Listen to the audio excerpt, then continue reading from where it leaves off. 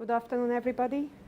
I hope you won't fall asleep after this big lunch during my presentation. And before I get to the topic, the prison trainings, I would like to present you where we are coming from and how did we think that we would hold trainings for prisoners. GRSP Hungary was initiated in 2000 by the Ministry of Transport and Economy. At that time it existed in Hungary. Since then there is no such a ministry. And we are a legal entity, and we were founded in 2005, although we bear the logo and the name of the Global Road Safety Partnership.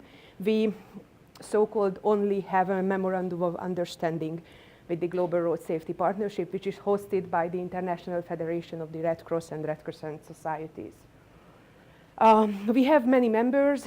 We would like to provide a platform for the civil, business and governmental agencies and companies, and to do programs jointly, because we do think that we can get further ahead with the cooperation. Some projects from the past.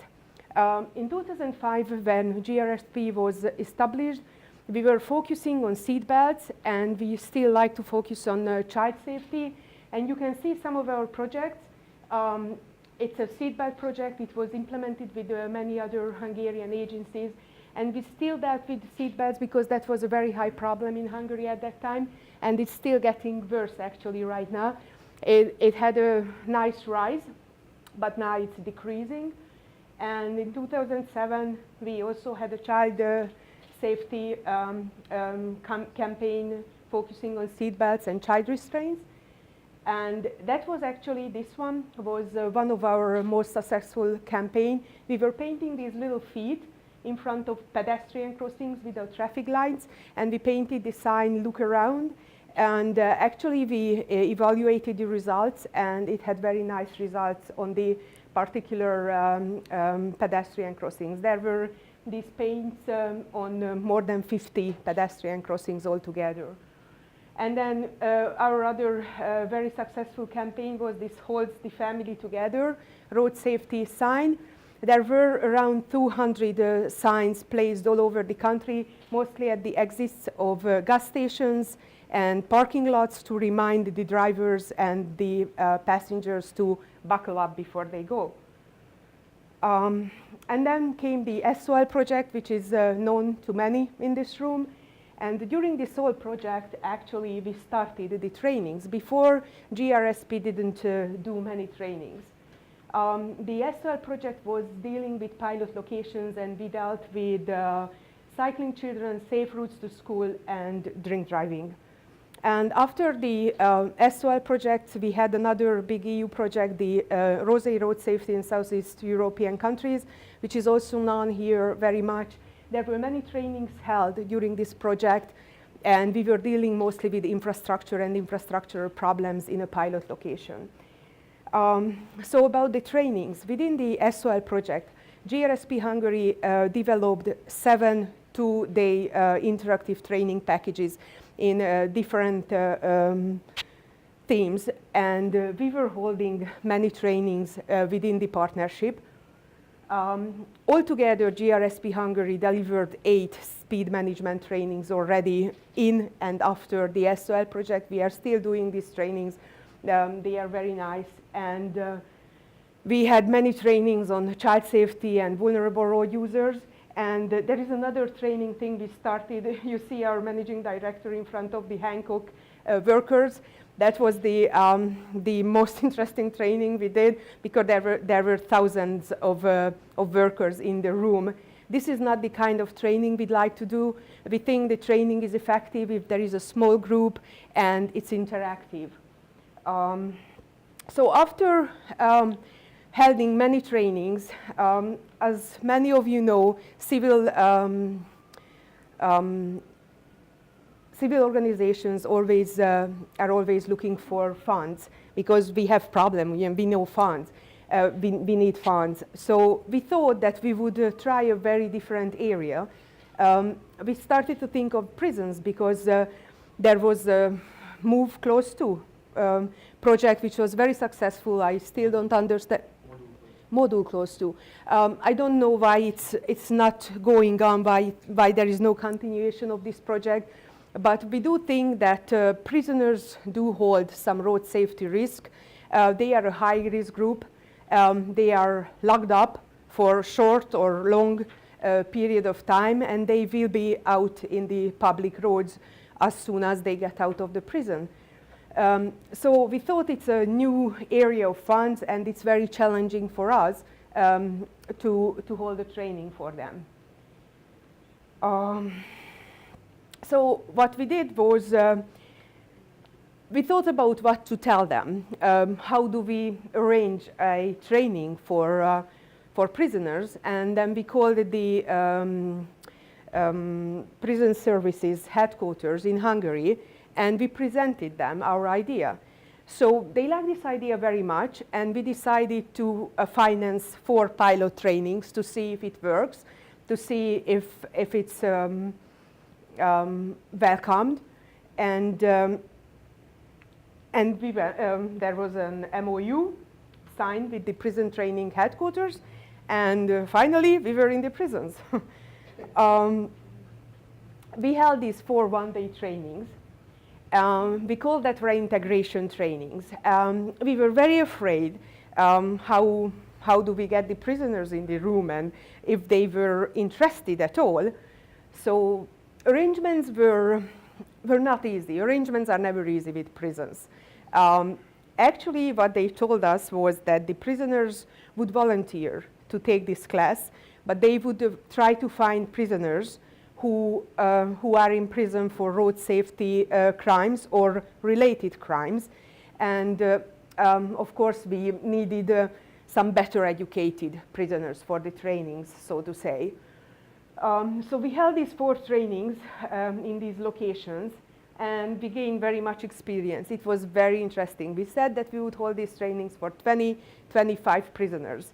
Now, of course, most of the prisons felt that we said 20-25, that they needed to fill the room, and they needed at least 25 prisoners. So some of the rooms were really tiny, and we could see that some of the prisoners weren't happy to attend the course at the beginning. But it was very interesting to see that even those who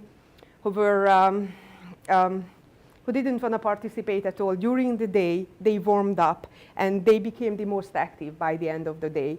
They really enjoyed it. We could see that they really found it useful, and that's actually what they said after the trainings. So we had to think about the schedule, what to tell them, and we thought that these road safety experts would go to the prison, and what would they do with 20-25 men in the room.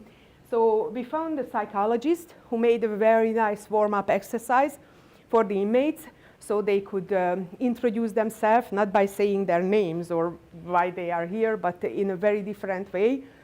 And it came out very well. They could, so this interactive introduction exercise actually led them to think about automatisms and how this automatism is related to road safety or traffic at least.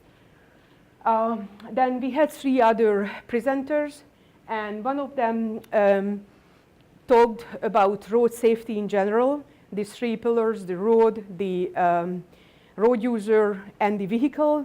And he talked mostly about speeding, drug and alcohol use, and how it is related to safety. The other presenter talked about what is a traffic crime and why it is needed penalty, and who can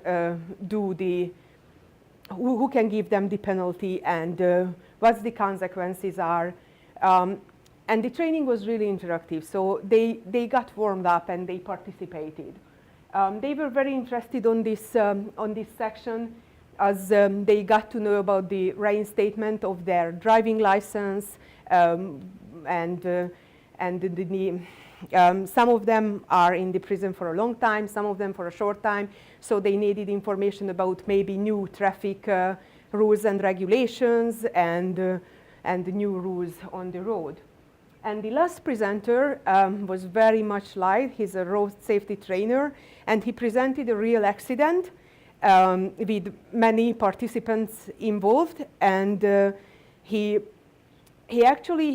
introduced all the participants in the accident, and the prisoners could interview the participants. They saw the traffic scene, and they could interview these people, and thinking together at the end, they could decide who added something to the accident and how they could have prevented the accident. So this was the schedule of the training in most of the locations, and at every location we made an evaluation questionnaire.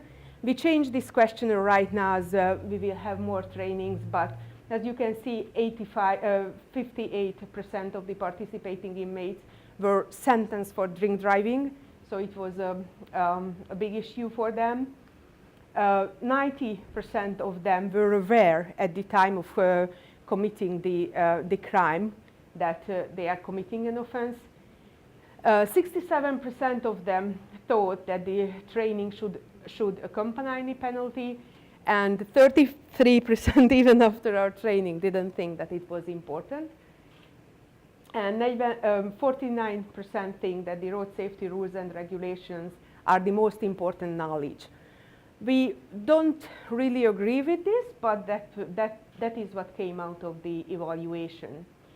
And we also made an evaluation with the prison service headquarters, and we all found it very successful.